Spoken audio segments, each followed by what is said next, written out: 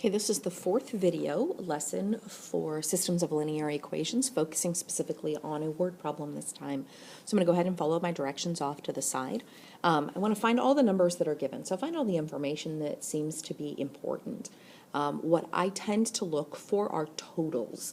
So if I take a look at this, it looks like I have a total of 120 inches. So I have a total 120 inches. I additionally have a total of 13 plants. So I have two totals here. So I've got a length total and I have a number of plants totals. Those totals should help me figure out what equations I'm going to write.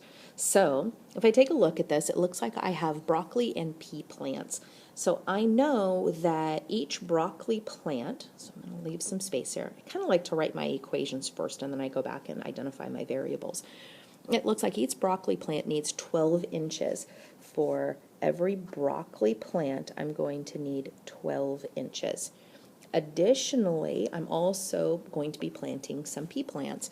So in that case, they need 6 inches. So for each pea plant, I'm going to need 6 inches. This all represents inches. So when I go back to my equations, I'm going to look for the total for, and again, is it inches? So I'm going to use the 120 inches.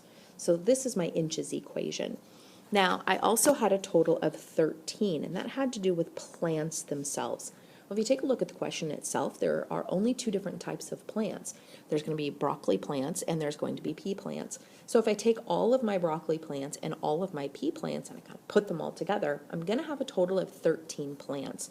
So all of my broccoli plants plus all of my pea plants are going to give me 13 total. Now, I've got some variables, so I need to identify what those guys are. So I'm going to go ahead and write some let statements here. So I'm going to let B represent the number of broccoli plants.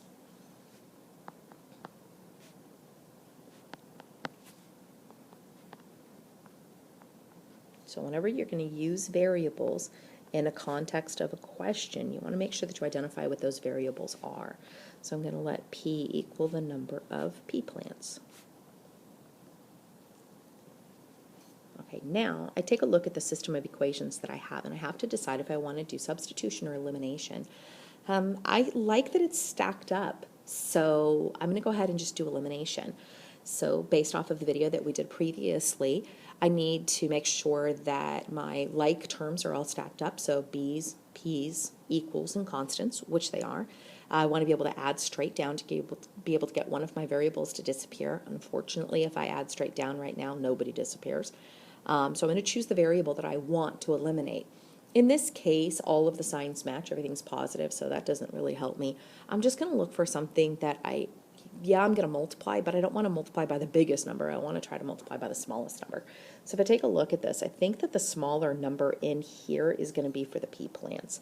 So I'm going to take my entire second equation and I'm going to multiply through by -6 so I can get my pea plants to cancel out here.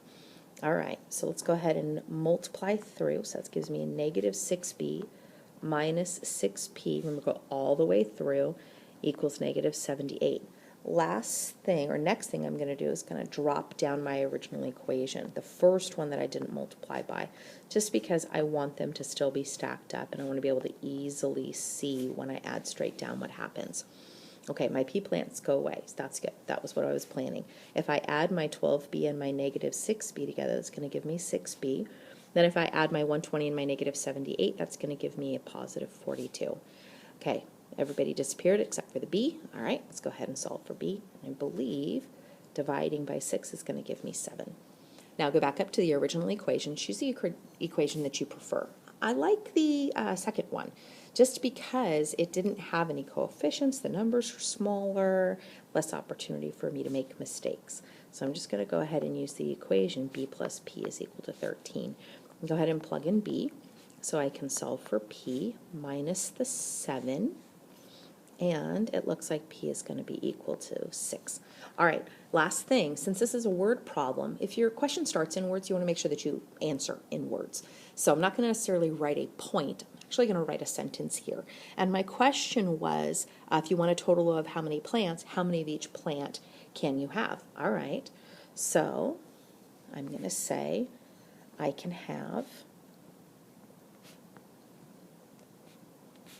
7 broccoli plants